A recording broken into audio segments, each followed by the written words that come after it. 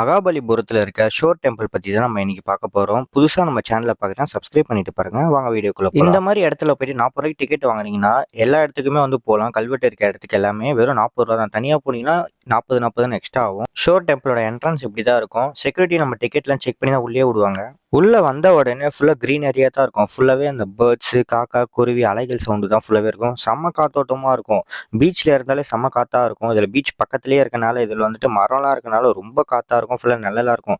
Sitting area, அது இல்லாம toilet facility எல்லாமே உள்ள வந்து அவைலபிளா தான் இருக்கும். ஸோ எந்த பிரச்சனையுமே இருக்காது. இது இல்லாம பார்த்தீங்கன்னா, செக்யூரிட்டி எல்லாமே ஒரு ஒரு சைட்லயும் ஒரு செக்யூரிட்டி கம்பல்சரி இருந்துட்டே தான் இருப்பாங்க. ஸோ உங்களுக்கு எந்த ப்ராப்ளமும் ஃபேஸ் பண்ற மாதிரி இருக்காது. கம்ஃபர்டபுளா தான் இருக்கும். இது இல்லாம பார்த்தீங்கன்னா, எலக்ட்ரிக் வண்டி இருக்கு. முடியாதவங்க, வயசானவங்களா இருந்தா அதுல கூட்டு போவாங்க மோஸ்ட்டா. தமிழ்நாட்டுல முக்கியமான டூரிஸ்ட் ஸ்பாட்ல இந்த மகாபலிபுரமும் ஒண்ணுதான். அதனால தான் இந்த ஃபாரினர்ஸ் எல்லாருமே இங்க வந்து விசிட் பண்ணி பார்க்குறாங்க. சென்னையில இருக்கவங்களும் நிறைய பேர் இதை வந்து பார்த்துருப்பீங்க. பார்க்கலன்னா கண்டிப்பா ஒரு வாட்டி போய் ட்ரை பண்ணி பாருங்க. இந்தியால முதல் கட்டுமான கோவில்னா அது இந்த ஷோர் டெம்பிள் தான். 7th செஞ்சுரியில இது கட்டப்பட்டதா சொல்றாங்க. 1300 ஆண்டுகளாக அழியாம நிலைச்சி இருக்கு. சுனாமி வந்தபோது கூட இந்த கோவிலுக்கு ஒன்றும் ஆகலைன்னு சொல்றாங்க. அது ஏன்னா இந்த கோவில்ல கரும்பாறையால கீழே வந்து கட்டப்பட்டிருக்கு. அதால தான் ரொம்ப வலிமையா இருக்குன்னு சொல்றாங்க. இந்த கோவிலை சுத்தி மொத்தம் 54 நந்தி சிலைகள் இருக்கு.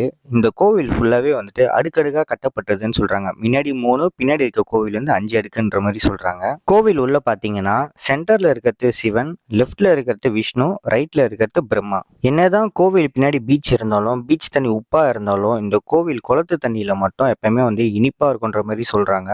இது வரலாறுமே நிறைய இருக்கான். இந்த தண்ணி இப்பவுமே இருக்கு. இந்த கோவில் கட்டுறதுக்கு முக்கியமான ரீசன் பாத்தீங்கன்னா, மகேந்திரவர்மன் ஒரு நாள் வந்துட்டு கடற்கரை ஓரமா நடந்து போறப்ப அவர் மகனையும் கூட்டிட்டு போற. மகன் பேர் தான் வந்து நரசிம்மன். அது தன்னோட ஆட்சி காலத்துல ஏதாவது ஒண்ணு செய்யணும், அது சிறப்பா இருக்கணும், அது அழியாமையும் இருக்கணுன்றதுக்காக தான் வந்துட்டு இந்த கோவில் கட்டப்பட்டதாகவும் சொல்றாங்க.